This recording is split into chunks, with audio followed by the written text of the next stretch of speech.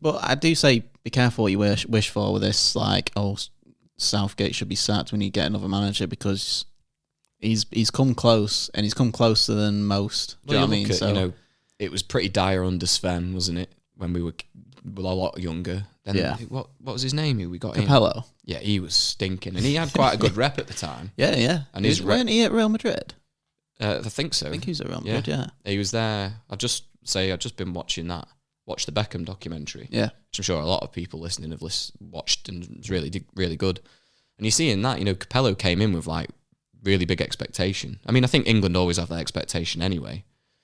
But off the back of being at Madrid with Beckham as well. But it depends. If they brought in a big name and it was like a manager that's well known sort of from the Premier League or something, maybe I would be confident. But yeah, I just don't see it's likely. No. Every manager that we'd like in the Premier League have already got a decent job. Yeah, we need someone to get sacked. Yeah. Like, sack Pochettino. I'd take him. Yeah, I'd take Poch.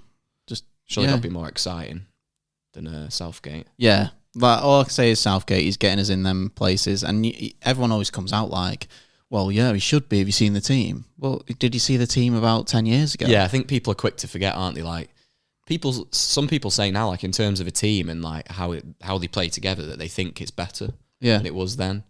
Which that might be true, but I'm not having for a second that the individuals across all 11 positions are better than that team all those years ago. They are good though. We do have a good team, especially with like Bellingham coming through and stuff like that. I say coming through, like he's pretty established now, but yeah, he looks like the next generational talent, doesn't he? So sure. Right, so we'll start with question number 1 then. So, like we've just been saying, will England win the Euros? I think we got a real good chance. I'll say we'll win it. Like I said, I go into every tournament expecting us to win it, despite the fact... Bit like United. Yeah. Like, you see my start of the season predictions and you know exactly the way that... But we should be in the conversation anyway. I think even if you don't believe they can go all the way and do it. But if... It just really depends, doesn't it? I think the missing piece... With how good someone like Bellingham is, and the fact he's not really been at the level he's at now, when he was previously selected for England. Yeah. And now you'd say like he's one of the first names on the team sheet. Oh yeah, I think he's definitely the first. And you've got Harry Kane, obviously, it's first, but yeah, I think Bellingham's close second. But all the players we've got, even the players that are like fringe players, you'd say to the England squad, people like I'd say Maddison's a fringe player, and people are saying he's been one of the best players in the league this season, which he has. You asked the question earlier, didn't you? Saying is he just getting overrated? I think he's because personally, I think he's been brilliant. So I'm not debating that he deserves all the credit he's getting at the minute. I saw someone come out the other day saying, "Yeah, you're taking your word back, aren't you?" And he was on about Maddison being world class. I was like, "No, come on, he's not world class." You have to be world class. You've got to perform at the level like he's shown for a long time, and you have to throw some trophies in the mix for me. He's still young, isn't he? Yeah, I think he's still got a big career ahead of him. So. But in terms of the other creative players that kind of play a similar position, not just for England, but in the Premier League, I still think there's quite a lot better than him. I just think on form, he's probably one of the best at the moment. Yeah. But I think he's in that territory now where he'll get overrated because he's all everyone's talking about. But he does deserve it right now. Great move to Tottenham on it. It looks like a good bit of business, but all the signings they've made in the summer have all kind of hit the ground running, haven't they? So, obviously, you'd say, I don't think Maddison's really a risky one, but I would say, like, if, for example, United would have signed him, I don't think we'd be seeing this form. Well, we don't really need him. We shouldn't be signing that sort of player anyway. But yeah, I know what you mean. Yeah, like it's a good fit. United need a reset before we even buy any players, I think. Now, yeah, do you know, with the ownership and that? So yeah, it's a mess, isn't it? We'll go to this next one, which is, who is the best player to ever play for England? To ever play for England? Well, we can only judge off our time, can't we, really? We can't really go off back in the day. It's got to be, there's lots of players up there that you'd say, if you're looking all time, even someone like Bobby Moore, being the captain, winning the World Cup and stuff like that. But, I'm going to acknowledge that era, but I can't speak on it well. No, we can't. Sometimes I can't speak on the current football affairs. It's like when people go, who's the best player, who was best player ever to play the game, and like people our age go like, oh, Maradona or Pele, like Cruyff, Pele. Yeah, like how? What? Yeah, it's kind of YouTube. Yeah, it's like you can't really judge it, can you? No. It's even like I have an appreciation for how good like Bobby Charlton and George Best were, and how important it is to understand that history as a United fan. But like I can't relate because I never saw it. You know, some of the fans that are older than us, they can obviously weigh in on that kind of thing. But we personally, it would be a bit hypocritical to talk about it when we don't really know enough about it. It's a bit of a tough question because a lot of the players that I'd consider are miles better than the players now. They didn't do as well as the players now. Do you know what I mean? Yeah, I think in terms of individual talent, there's a few names that spring to mind.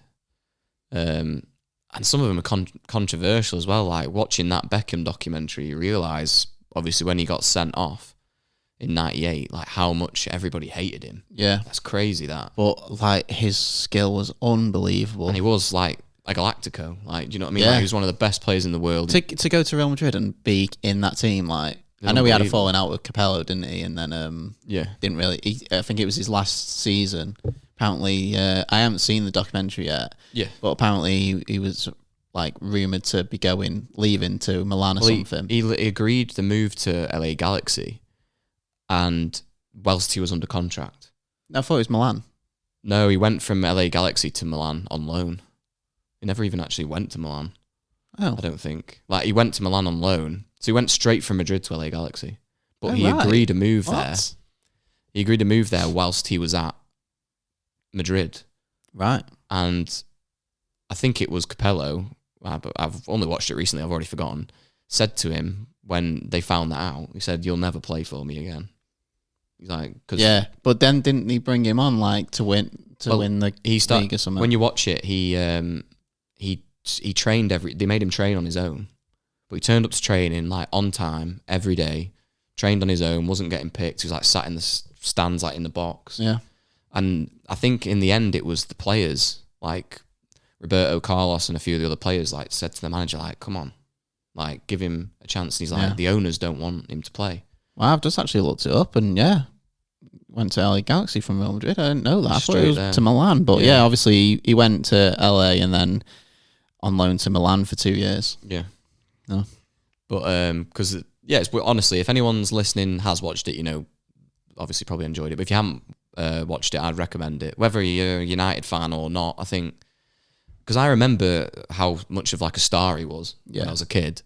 Absolutely, he was one of my favourite first players. Like, but it was very brief because I can't really remember that time. I was so young. No, I remember him leaving and being gutted. But again, so young at that time. The one word that comes to mind when you say Beckham is free kick. Oh, one word. One word. The one thing that comes to mind is free kicks for me. So honestly, so many, and even like his dead ball delivery, you know, like just from corners and stuff like that. It was so good. It's still a question of that. Remember that clip when he hit all the trash cans in the on the beach. I don't think I've seen that. No, have you not? No. It was like I swear it was. I mean, like maybe if you put it on, I'd be like, oh, yeah. No, he was on the beach and he like had 3 balls and he hit 3 different like trash cans all put it in. I must have seen it. Yeah, you must have. But there's still a question if that's actually real or not. But yeah. So I think I think the best player to ever play for England, I think it's out of Real Madrid. It's out of Beckham and Rooney, I think. Yeah. That's showing our United bias there, aren't we? Oh, yeah. But I didn't actually think of it like that. I just think they're the best 2 players we've ever had, I think in our era. The fact that none of them really won anything is shocking, isn't it, really? I know.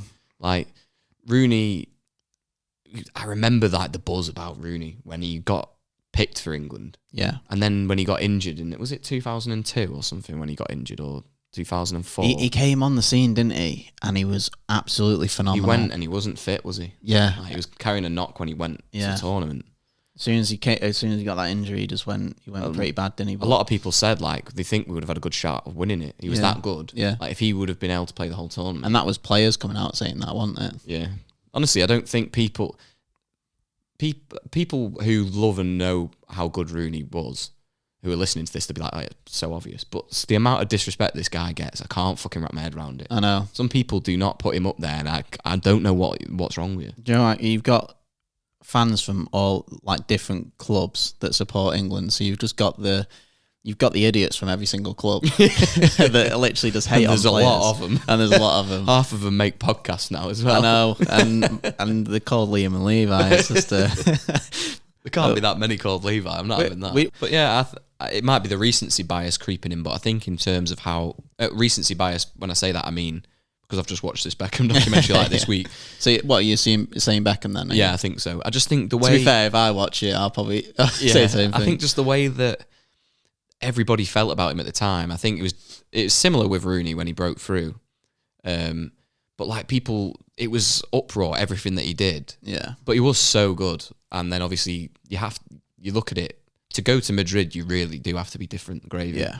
And obviously that's like what we're saying about Jude Bellingham now. To be fair, I know, like you say, if you went to Real Madrid, you have to be different gravy, right? But there's so many players that we've had in the Prem that could have easily gone Real Madrid and they didn't. Yeah, I think like Gerrard, Rooney nearly went for Mourinho. Do you not think though? I think there must be something like a lot English players don't really like to go abroad, do they? No. Certainly, well, they never did. They never used to. It was only like Beckham won it. I think it's becoming more commonplace, even with people like Tomori and like just taking a chance in another league. Yeah. But like I know you can say what you want to say about him right now, but like Jadon Sancho deciding to go and get first team football. Yeah. Bellingham when he went, not that many do it, but it does seem like most of them come out doing well for it. Don't they? Yeah. These big profile players. I think more players should do it. The last question we're going to finish on is who's been England's best goalkeeper? We were discussing this briefly. We'll probably touch on this when we come to our England XI, to be honest. You've got to look at someone like David Seaman, haven't you? But honestly... The most iconic David Seaman. Yeah. And then I think Joe Hart was good for a stint. He was, yeah. David James was in there for a bit. It's not really that inspiring. But I love Jordan Pickford, me. I'm not saying he's the best one, because I wouldn't say for a second that we were saying before, David Seaman. But yeah, we were saying before the podcast that Pickford has actually come up with such clutch moments. That's what if we won them fine really margins in the finals, and Pickford just did what he did, Pickford would have been like cemented, elevated as a player. The fact that he hasn't managed to add the trophies, but most of them didn't. No, it's only that we've not won many any tournaments, and I look at Pickford and I think Donnarumma got all the plaudits for that Italy game. He was the second best goalkeeper in that final. Yeah. The penalty shootout came down to our penalty takers. Pickford was unbelievable. I know. Yeah. And he was unbelievable all tournament. The fact that, like we said before, conceded one goal from open play and then made 2 or 3 penalty saves in the final and we still lost. Like that would have been heralded as one of the greatest goalkeeping performances on an international stage. Yeah, it's just them fine margins of winning it or not, yeah. And I'm not even just saying that as in England. That'd be people worldwide would look at that and go, wow, what a performance that was. Yeah. And it's a real shame. So who's been England's best goalkeeper? So when you put the question, if you actually read the question, who's been England's best goalkeeper, I think Pickford has a really good shout, I think he has. Again, it's difficult to talk on because it's similar when we talk about league football. We're more competently available to talk about recent times. But that's even more difficult with international because it doesn't come around as often. So, honestly, I'll say Jordan Pickford because I think he will go on. I think we'll go on and win trophies as well. With him in that. So I think he will go down, yeah. I don't think he should be displaced out of that team. I think the only way that'll happen is if another manager comes in. His club form definitely plays a part on why he's hated so much. Here's what, if Everton got relegated, would he still be England number 1? Could you have England number 1 playing in the Championship? No. I mean, if they got relegated, he'd get a move from Everton. Yeah. But like that'd be ridiculous, wouldn't it? Like our number 1 got relegated. Arsenal will probably get him and then say they want alternate 3 goalkeepers. Yeah.